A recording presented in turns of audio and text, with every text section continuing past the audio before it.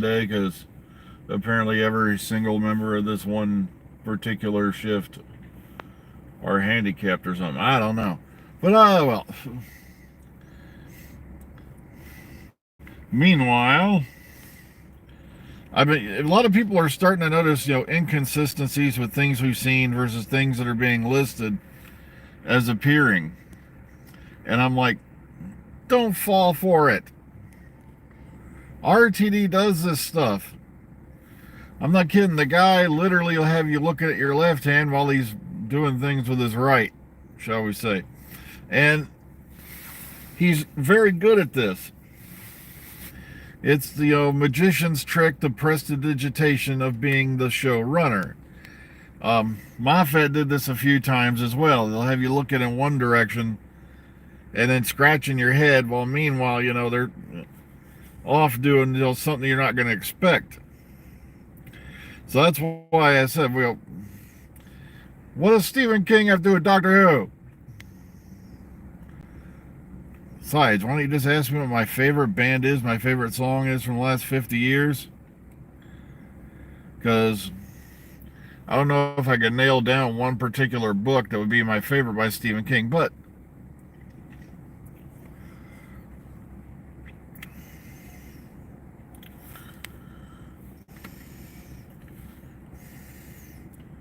I've been listening to the compiled works of Lovecraft this week, and well, started last week going into this week, and my God, yeah, his early stuff was hard to get through, but he did steadily get better.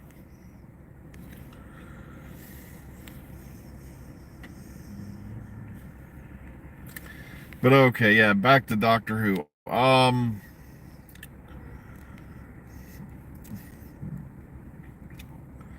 Like they keep saying, well, this isn't going to happen, and this isn't going to happen, and then it does.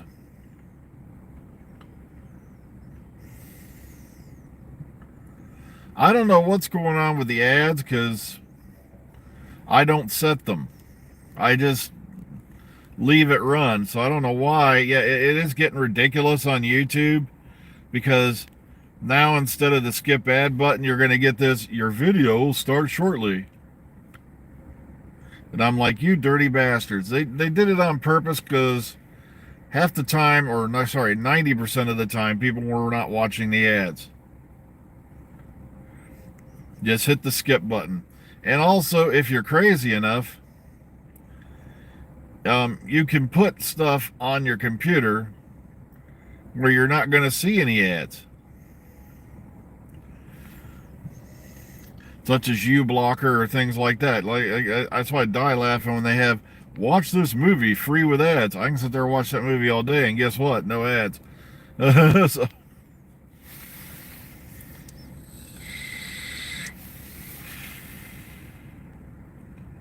well, like I said, the Star Beast synopsis, I'm trying not to go into this too spoiled. Or, so I'm kind of easing back this time around because I want this guy to wow me. For the past few years, we kept hearing going on about we need to get back to the golden age of Doctor Who. Now, like, really? What's the golden age of Doctor Who? The Hinchcliffe era? Or, whatever era you prefer? RTD will come in and save the day. Okay.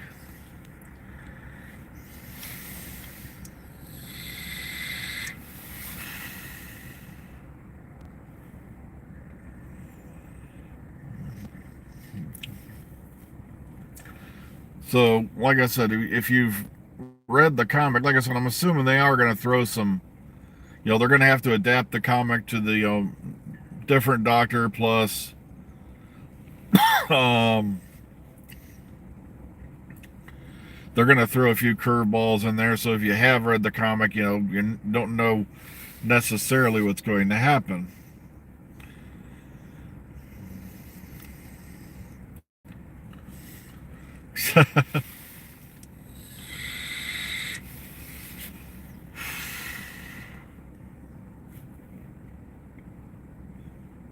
Wow.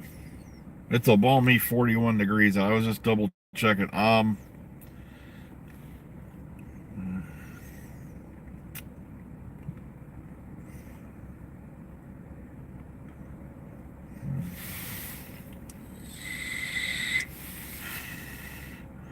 Plus, like, yeah, sure enough, yeah, the videos have already started a long time ago.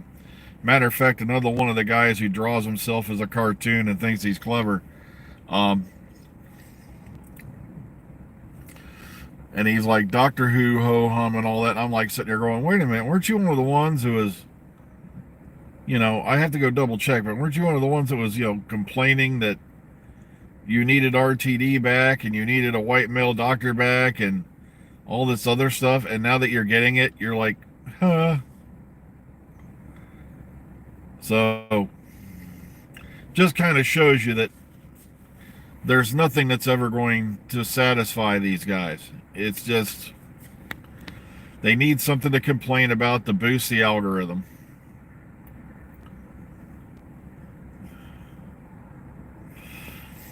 I know, and it's like they never talk about the fact that the lowest rated episode in the history of the new series was not even a Jodie Whittaker episode. It was the Eaters of Light, and it was because I think they put it on against the world football tournament or something like that, and it was like 2.89 million on the overnight. I don't even think it broke 4 on the consolidated. I'll have to go double check that. But yet, Chibnall was the curse. Hell, the lowest rated episode of Flux beat The Queen's Funeral on BBC One. And it's like, folks, that just goes to show you there are so many ways people aren't just tuning to BBC One anymore for stuff.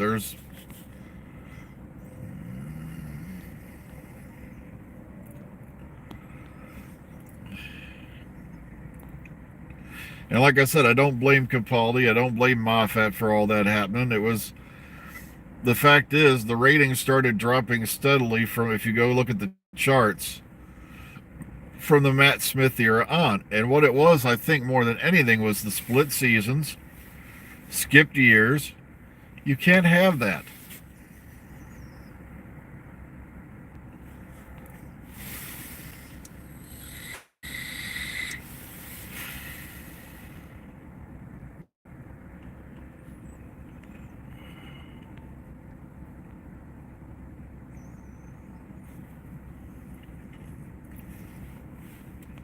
You can't have a very popular show and then just take a year off.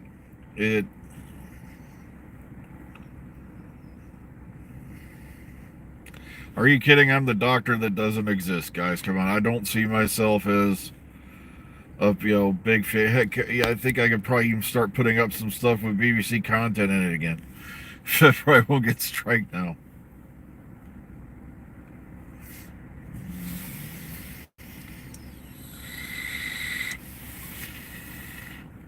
Yep, common sense died a long time ago. Exactly. There's people keep, like I said, and I actually, as well, I won't go into details about that, but what I dared bring up on another show about how some folks out there are still holding up Voyage of the Damned and saying that, well, how come we aren't getting 10 million views anymore? And then I was like, very simple, because there were no streaming services back then. At least, none that weren't in their infancy. That's how you had 10 million views here, 9, 10 million views there. There was no other way to watch the show then. And it wasn't until the streaming era really kicked in that, they finally got off their butts and acknowledged, and factored those into the ratings.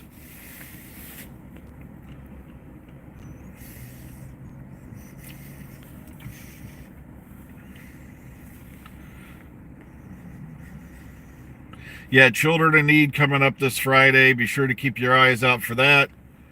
Apparently, it's not going to be a comedy sketch. What little we do know is it's going to involve A fellow's been cast as a college scientist, and I love how they're calling him a Castavillain. It's like, folks, please do not tell me this is Davros, because we've dipped into Davros's life once before, back in Magician's Apprentice, and I really wish they hadn't have done that.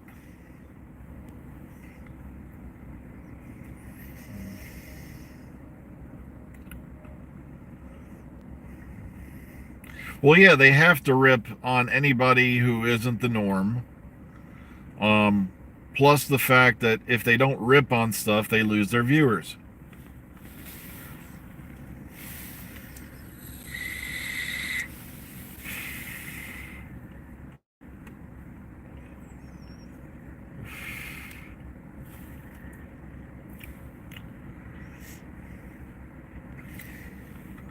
Ugh. That's how these guys ride the algorithm. It's one thing. Here's another thing I've noticed lately. They'll put up the clips, and they'll title it as if you're going to watch that clip, and it turns out no, it's somebody reacting to that clip, and I'm like, get out of here. It's like, I want to watch the clip, not you yarn about it. But oh well. That's the other new tip and trick, plus, of course, you have a lot of channels that are, well, if he wants to proclaim himself an expert on Doctor Who, I'm not going to say no.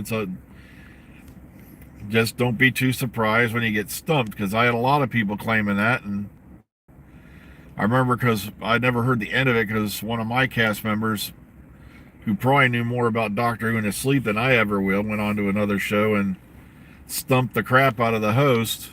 And my favorite part of that video is when he's thinking it, he can't get the answer right, and then you saw his whole face suddenly light up, which means he's gone to Wikipedia on his laptop. Then finally he gets the answer right. So yeah, I'm not going to proclaim myself the know-it-all of Doctor Who, because there's probably a ton I still don't know about this show after 40 years.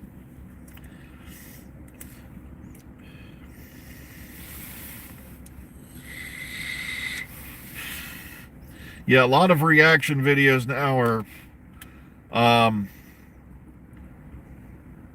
what you call it, just nothing more than, so some of them are, let's see how much skin I can get away with on YouTube. I've been noticing that trend a lot.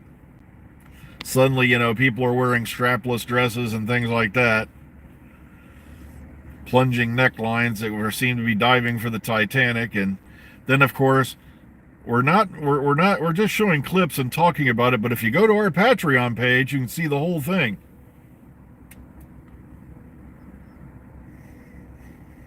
I'm like, what? It's like, you've just admitted that you've blatantly violated copyright law, yet you're claiming fair use. Well. Sometimes I do it just to see what the people's reactions are to episodes and things like that. See how they reacted to it. Kind of gives me a little bit of a feel for the audience. Well, folks, I just noticed the time. It is time for me to go inside. So please take care of yourselves out there. Be kind, be calm, be safe. We'll see you on the flip side. Take care, everyone. Catch you all tomorrow morning.